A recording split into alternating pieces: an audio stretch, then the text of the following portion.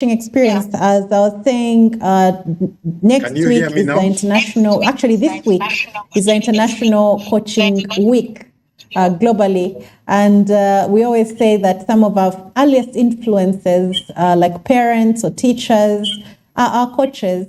Chacha, just take us through, growing up, who are those influences that have probably led to your state of mind right now and your view on success? Yes, first of all, I must say I had parents who were extremely strict, and their strictness was really guided by what one would say a very regimental way that they believed things ought to be done.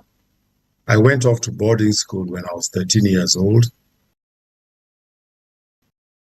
An old Englishman called Mr. William George Sale. And I do recall that one time in 1979, as I was walking along the school grounds, I was stopped by him and he checked the usual inspection, are you properly dressed? The rule we had is that you're supposed to wear stockings pulled up and held up using garters. And my stockings were up, but I didn't have garters, and he punished me for it. Yes, yeah. So the guy, the housemaster, punished me for it, and I was very upset. I didn't understand. The stockings are up. The garters function is to hold the stockings up. Yeah. If the stockings can be up without the garters, there should be no problem. The guy didn't agree. He invited me to his place. And over dinner, he did tell me that the function of the rule that you're supposed to have garters serves two functions. One, to hold up the stockings. And secondly, it's a prescription that the stockings must be held up using garters, which means that it trains you to follow instructions. At that point, I didn't quite agree with him. But because I was enjoying the dinner, I couldn't quite argue with him. But many years later, I was in England and I looked for him to go and concede that he was right and I was wrong. So he had a great, great influence in my life. But that's just one episode of it. Coming to school late, he would ask you, why are you late? You tell him, there was traffic or the car had a breakdown. He would tell you should have thought that is a possibility and you should have left your house earlier. So when it comes to influence, both at home, I did have my parents, and at school, I did have a very regimental housemaster who drilled quite a bit of values into me. Fantastic. So when you're mentoring young people, how do you impart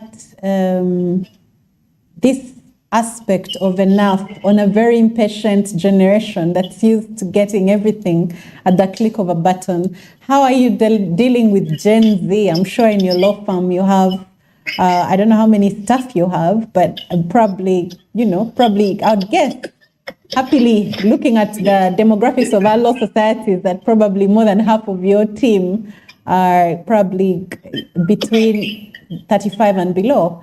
So how do you deal with them? How do you communicate this concept to them? It's difficult to do so. I never give up. It's true, my firm, we are about 74 in total, and most of them are young people. In fact, I think we are probably people who are over 50. We are four of us who are over 50. The rest are young people. And every time you try talking to them about patience and about just walking the path of life patiently, they'll tell you, you're telling us this because you already have money, you already made it in life. And I'll tell them, you'll be surprised. That's not what defines me. And it's a difficult conversation. It is something which many of them, in fact, you just need to catch them at the opportune moment. Many a times when there's a headline in the newspaper that there has been, let's say like in Uganda, your iron sheets have been stolen, poor people's iron sheets have been stolen by some rich leaders. People condemn it, and they should condemn it. But the question one must ask is that if you had the similar opportunity, would you be able to say it is not right for me to take these public resources? Or because you do have the ability or the power to take it, you will take it? That's really what defines somebody. Many of us complain about corruption, not because we have a problem with it, but it's because we don't have our nose in our hands in the till. So these young people, when you talk to them, you must be able to relate with the things that outrage them presently. When people steal and they're outraged about it, then you use it as a talking point. The other thing, which of course I always talk to my sons about, I have two sons, one is 26, the other is 30, is I keep on telling them that the problem the generation faces is that it's an instant generation. It's almost like instant coffee, instant gram, and all these things. They want things immediately, not appreciating that most of the people who they look up to or who they think have made it in life are people who have walked that path of a considerable period of time with lots of sacrifices and being able to learn from those who walked ahead of them.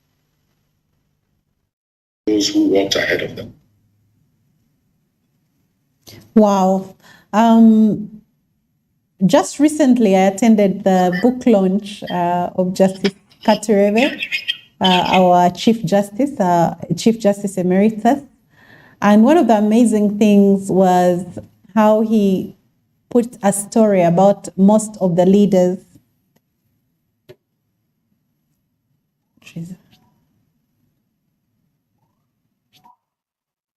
Most of the leaders, we shall continue on Zoom, Chacha, as we figure out Twitter space. So most of the leaders that he spoke about and that he put in his story were actually, either currently ministers or formerly or something like that. And you could see that all these people had gone through a journey, they'd gone through a process. And I think from what I hear from you is we have to respect the process. Chacha, on Twitter Spaces, we usually do something. We usually tell our audience 3 things about you. You will tell us those 3 things, and we are supposed to guess which of those is correct about you and which is a lie. Would you like to tell us just 3 things so that we take a shot at seeing whether we know you as well as we might think we do? Online, I see on Twitter Spaces, it's still coming on, but at least I saw a few colleagues from Uganda and Kenya. Yes, Chacha, you're muted. I lost you. It's okay. On Please. Twitter Space.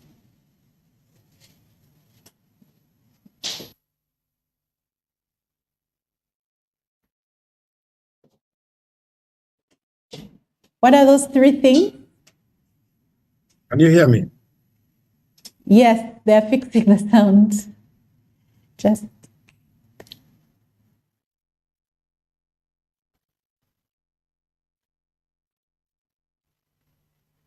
Is this better, Chacha? We're back on Twitter. No, I still